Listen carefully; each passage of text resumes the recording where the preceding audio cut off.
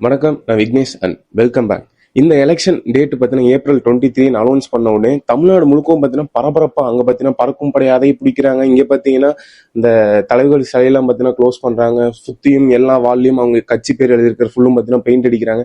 So இந்த மாதிரி அறக்க பறக்க எல்லா எலெக்ஷன் வேலையும் செஞ்சுட்டு இருக்கு. இதே நேரத்துல எல்லா கட்சியும் முக்கியமான ஒரு விஷயத்தை பத்தின வெளியிடுவாங்க. அதான் மேனிஃபெஸ்டோ, அதாவது வாக்குறுதிகள் அப்படின்னு சொல்லி. ஸோ இதுல என்டிகே பத்தின நேத்து ஒரு 460 பேஜஸ் கிட்ட ஒரு மேனிஃபெஸ்டோ புக்கே பத்தின ரெடி பண்ணி நேத்து பத்தின சீமானண்ணா அவர் சைட்ல இருந்து வெளியிட்டு இருக்காங்க. ஸோ இந்த வீடியோ நம்ம அதை பத்தி தான் பார்க்க போறோம். மொத்தம் இந்த வீடியோ பத்தின 3 சைடா இருக்க போகுது. ஒன்னு பாத்தீங்கன்னா எனக்கு ரொம்பவும் பிடிச்ச, எனக்கு என்னோட தனிப்பட்ட முறையில ஓகேப்பா இது வந்தா நல்லா இருக்கும் அப்படின்னு நான் நினைக்கிறது உங்ககிட்ட சொல்ல போறேன். செகண்ட் விஷயம் என்ன பார்க்க போறோம்னா, இது வந்தா நல்லா இருக்கும் பட் முடியுமா அப்படிங்கிற மாதிரி ஒரு கொஸ்டின் மார்க்கோட. தேர்டு பாத்தீங்கன்னா இது ஒரு டிபேட்டபிளான ஒரு கான்செப்ட் மாதிரி. இது எப்படின்னா இந்த நீயா நானால சொல்ற மாதிரி இது கரெக்டா தப்பா அப்படிங்கிற மாதிரி ஒரு வாக்குறுதிகள். ஸோ இந்த மாதிரி 3 சைட் ஆஃப் வாக்குறுதிகளை தான் நம்ம இந்த வீடியோல பார்க்க போறோம். ஸோ அதுக்கு முன்னாடி கீழே இருக்கிற சப்ஸ்கிரைப் பட்டனை சப்ஸ்கிரைப் பண்ணிட்டீங்கன்னா நானும் ஹாப்பியா இருப்பேன். நீங்க இந்த மாதிரி வீடியோ எல்லாம் பாத்தீங்கன்னா நீங்களும் ஃப்ரீயா பார்க்கலாம். ஸோ ஃபர்ஸ்ட் ஆஃப் ஆல் நம்ம யாரை பார்க்கணும்னா என்டிகே தான். ஏன்னா நம்ம இந்த எல்லா கட்சிகளும் பாத்தீங்கன்னா ஒண்ணுக்கும் ஒண்ணு பாத்தீங்கன்னா ரிலேட்டபிளா தான் இருக்கும். நான் சொல்றது எல்லாமே சொல்ல கிடையாது, ஒரு மோஸ்ட் ஆஃப் ஒரு 100ல 20% 30% ரிலேட்டபிளா தான் இருக்கும். இதுல ஃபுல் அண்ட் ஃபுல்லி அப்படி ஆக்வர்டா ஒரு ஃப்ரீ அப்படிங்கிற ஒரு வார்த்தையும் கூட இந்த ஒரு மேனிஃபெஸ்டோல இல்லாம தான் சீமானண்ணா பார்த்தா நேத்து ரிலீஸ் பண்ணியிருக்காங்க. ஸோ அதுல இப்ப நம்ம ஃபர்ஸ்ட் டாபிக் என்ன பார்க்க போறோம்னா, எனக்கு தனிப்பட்ட முறையில பிடிச்சிருக்கிற வாக்குறுதிகள் அப்படின்னு சொல்லி உங்களுக்கு நான் ஒன்னொன்னா சொல்றேன். ஃபர்ஸ்டா என்னன்னா, பெண்களுக்கு தனி தொகுதி. இப்போ நம்ம என்டிகே சைட்ல இருந்து பார்த்தாலே அவங்க முன்னாடி வைக்கிற ஒண்ணு என்னன்னா ஆணும் பெண்ணும் சமம் அப்படிங்கிற மாதிரி தான் பாத்தீங்கன்னா அவங்களே இந்த 2026 எலெக்ஷன் பாத்தீங்கன்னா வேட்பாளர் 117 பெண்கள் 117 ஆண்கள் அப்படிங்கிற சொல்லி மாதிரி தான் பிரிச்சிருக்காங்க. ஸோ இப்பதான் எல்லா கட்சியும் யாரு வேட்பாளர் அப்படிங்கறதே யோசிச்சுட்டு இருக்க இதே நிலையில என்டிகே சைட்ல இருந்து பாத்தீங்கன்னா எல்லாரும் வேட்பாளர்லாம் அனுபவிச்சு இப்போ அவங்க பாத்தீங்கன்னா பிரச்சாரத்துக்கே ஆரம்பிச்சாங்க. ஸோ இதுதான் பாத்தீங்கன்னா ஃபர்ஸ்ட் எடுத்து வச்சிருக்காங்க. செகண்ட் விஷயம் என்னன்னு பாத்தீங்கன்னா கவர்மெண்ட் ஹாஸ்பிட்டலோட ஃபெசிலிட்டிஸ் பாத்தீங்கன்னா நாங்க இம்ப்ரூவ் பண்ணுவோம் அப்படிங்கிறாங்க. ஸோ இது பாத்தீங்கன்னா எனக்கு ரொம்ப பிடிச்சிருக்கு. ஏன் இப்ப ஃபெசிலிட்டி இல்லையான்னு கேட்டீங்கன்னா, இப்ப நான் ஒரு கேள்வி ஒண்ணு கேட்கிறேன். இப்ப எத்தனை தலைவர்கள் எத்தனை அரசியல்வாதிகள் போய் கவர்மெண்ட் ஹாஸ்பிட்டல்ல போய் இருக்கிறாங்க அப்படின்னு நீங்க சொன்னீங்கன்னா அதுக்கான ஆன்சர் பாத்தீங்கன்னா உங்களுக்கு கிடைச்சிடும். எனக்கு தெரிஞ்சு கடைசியா போய் உட்கார்ந்தது யாருன்னா தோழர் நல்லக்கண்ணு. அவர் தான் பாத்தீங்கன்னா ஒரு தூய்மையான அரசியல்வாதியா கடைசியா போய் கவர்மெண்ட் ஹாஸ்பிட்டல்ல போய் உயிரை விட்ட ஒரு அரசியல்வாதியா. மற்றபடி நம்ம வேற யாரும் பார்த்திருக்க மாட்டோம். ஸோ செகண்ட் விஷயமா இது சொல்லியிருக்காரு. தேர்ட் விஷயம் என்னன்னா கட்டணம் இல்லா தங்கும் விடுதிகள். ஃபோர்த் விஷயம் என்னன்னா கல்வி கடன் ரத்து. எஸ், இது முக்கியமான விஷயம் தான். எல்லாரும் பத்தினா வாங்குவாங்க. அப்புறம் அவங்க வேலைக்கு போனதுக்கப்புறம் இதை அடைக்கிறதே பத்தின ஒரு பெரிய விஷயமா இருக்கும். ஸோ ஃபோர்த் விஷயமா இதை லீட் பண்ணி முன்னாடி வைக்கிறாரு. ஃபிஃப்த் விஷயம் என்னன்னா ஆணவ படுகொலைக்கு புதிய சட்டங்கள். இது பத்தினா நம்ம மெயினா வர வேண்டியது, அது மெயினா தமிழகத்துக்கு பத்தினா இது மெயினா வர வேண்டியது.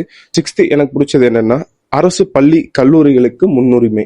எஸ், இதுவும் பாத்தீங்கன்னா வர வேண்டியது தான். ஏன்னா இப்பவே பாத்தீங்கன்னா நம்ம கவர்மெண்ட் ஸ்கூல்ல படிக்கணும், சில பேர் பாத்தீங்கன்னா ஒரு மாதிரி பாக்குற விஷயங்களா இருக்கு. நிறைய பேரும் இப்போ என்னதான் அவங்க வீட்லயே கஷ்டமா இருந்தாலும் பிள்ளைங்களை கொண்டு போய் பிரைவேட்ல படிக்க வைக்கிறதா இருக்கட்டும், பிரைவேட்ல படிச்சாதான் ஒரு நல்ல கல்வி அப்படிங்கிற ஒரு மைண்ட் செட்ல இப்ப இருக்காங்க. ஸோ இதை மாத்தினா அவங்களுக்கும் இவங்களுக்கும் பாத்தீங்கன்னா ஈக்குவலா இருக்கும். ஸோ நிறைய பேர் கவர்மெண்ட் ஸ்கூலுக்கும் சுவிட்ச் ஆவாங்க அப்படிங்கிற மாதிரி இது ஒரு எனக்கு ரொம்ப பிடிச்சிருக்கு. ஸோ செவன்த் விஷயம் என்னன்னா தொடக்கப்பள்ளியில் சமூக நீதி, வாழ்வியல், தொன்மம் அனைத்தும் இது எல்லாமே பார்த்தீங்கன்னா கற்றுக் கொடுக்கப்படும் அப்படின்னு. ஸோ இது முக்கியமான ஒரு விஷயம். இதுக்கு ஒரு நல்ல ஒரு எக்ஸாம்பிள் எதுனா ஜப்பான் சொல்லலாம். ஜப்பான்ல இருக்கிற எல்லா ஸ்கூலும் பார்த்தீங்கன்னா அங்க இருக்கிறவங்க யாருமே கிளீன் பண்ண மாட்டாங்க. அங்க இருக்கிற சின்ன சின்ன குழந்தைங்க தான் கிளீன் பண்ணுவாங்க. அதுக்கு நான் கிளீன் பண்ணணும்னு சொல்லவில்லை, அவங்களோட வாழ்வியல் எப்படி இருக்கணும் ஜப்பான்ல பாத்தீங்கன்னா எப்படி இருக்கணும் சொல்லி அவங்க சொல்லி கொடுக்குற மாதிரி இங்க தமிழ்நாட்டுல பாத்தீங்கன்னா இது கட்டாயம் சொல்லித்தரப்படணும். ஆனா சொல்லித்தரப்படுறாங்களான்னு கேட்டீங்கன்னா அங்க ஒரு கொஸ்டின் மார்க் தான். ஸோ அடுத்து என்ன சொல்றாங்கன்னா, இப்ப நம்ம சீமான் என்டிகே அப்படின்னாலே நம்ம என்ன சொல்லுவோம், அவர் என்னப்பா அடிக்கடி போய் காடும் கூட போய் பேசுறாரு, என்னப்பா தண்ணியும் கூட போய் பேசுறாரு, மாட்டுக்கு மாநாடு போடுறாரு அப்படின்னு சொல்லி நம்ம எல்லாரும் பாத்தீங்கன்னா இது ஒரு ட்ரோல் மெட்டீரியலா தான் பார்ப்போம். ஒரு மரம் இருக்கு, பறவை இருக்கு, விலங்கு இருக்குன்னா அது மனிதர்கள் இல்லாம அது பாத்தீங்கன்னா வாழ்ந்துட முடியும். ஸோ இது எதுவுமே இல்லாம மனிதரால வாழ முடியாது. சோ அதனால தான் பாத்தீங்கன்னா இவரோட இந்த என்டிகே இதோட மேனிஃபெஸ்டோவே 2026 எது பத்தி இருக்குன்னா காடு, விவசாயம், அதை சார்ந்த தொழிற்சாலைகள் அப்படின்னு சொல்லி இது ஒரு விஷயமா தான் இருக்கு. காடு பாதுகாப்புக்கு புது சட்டம் கொடுக்கப்படும். ஸோ வேளாண் பொருட்களுக்கு இழப்பீடு தொகை வழங்கப்படும். அடுத்து என்னன்னா 60 வயதுக்கு மேற்பட்ட விவசாயிகளுக்கு ஓய்வூதியம் தரப்படும் அப்படிங்கிற.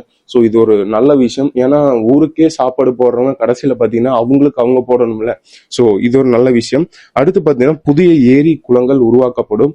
நீர்நிலை கரைகளில் பாத்தீங்கன்னா மரங்கள் நடப்படும். இந்த மண்ணு சாயில் எரோஷனை பார்த்தீங்கன்னா கட்டுப்படுத்துறதுக்கு பனை மரம், அரச மரம், பூவ மரம், இந்த மாதிரி சொல்லி நிறைய மரங்கள் நாங்கள் நடுவோம் அப்படின்னு சொல்றாங்க.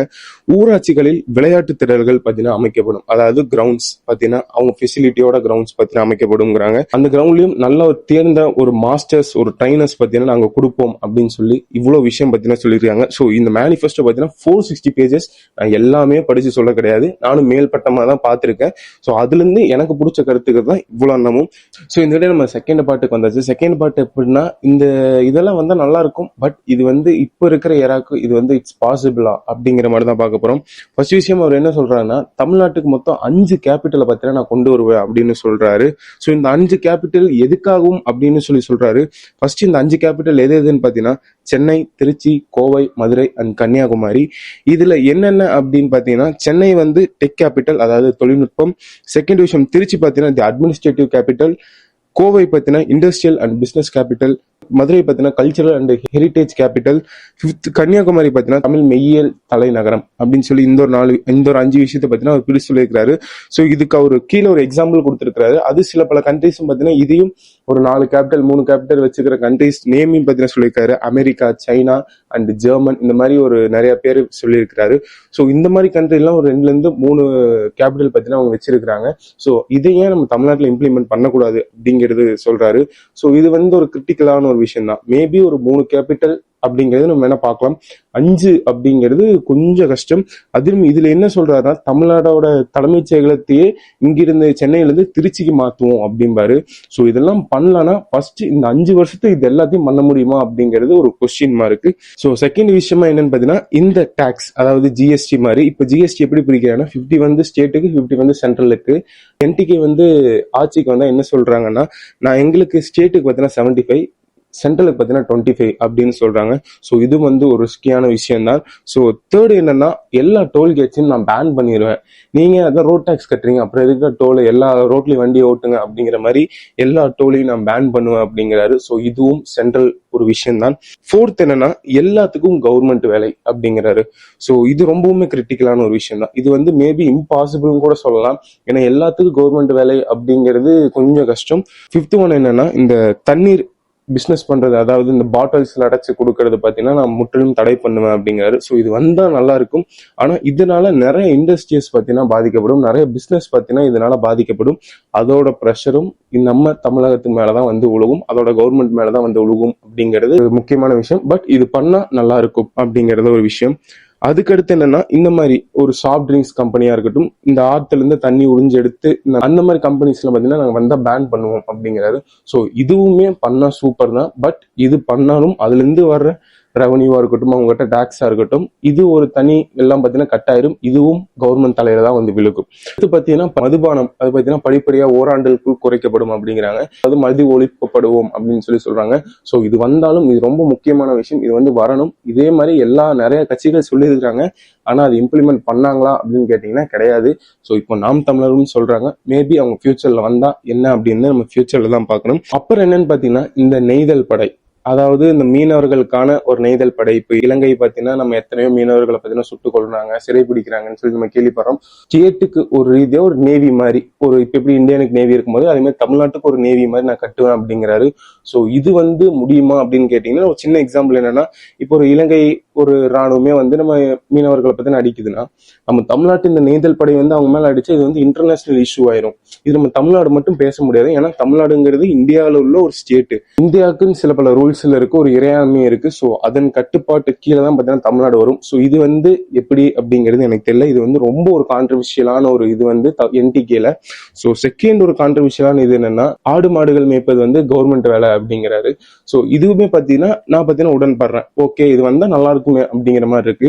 பட் இது எப்படி கொண்டு வரணும் அப்படிங்கிறது ஒரு மெயினான விஷயம். அவர் எப்படி சொல்றாருன்னா, நான் ஒரு ஏக்கர் கணக்குல பார்த்தீங்கன்னா போட்டுருவேன், நீங்க சிசிடிவி கேமராக்குள்ள இருங்க, அவங்க பார்த்தீங்கன்னா மேய்ப்பாங்க. ஸோ இதுல இருந்து வர்ற பால் எடுத்துட்டு போய் பட்டர் தயாரிப்பேன், நெய் தயாரிக்கிறேன் அப்படிங்கிறாரு.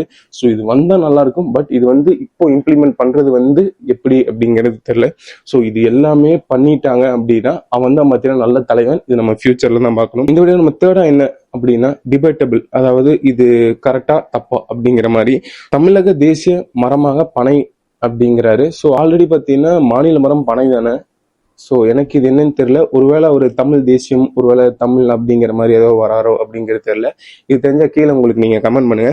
ஸோ அடுத்து என்னன்னா, தமிழ் மொழியில பார்த்தீங்கன்னா இந்த டாக்டர் எல்லாம் பார்த்தீங்கன்னா படிக்கணும் அப்படிங்கிற மாதிரி சொல்றாரு. இது நான் மாறுபடுறேன் இந்த கருத்துல இருந்து.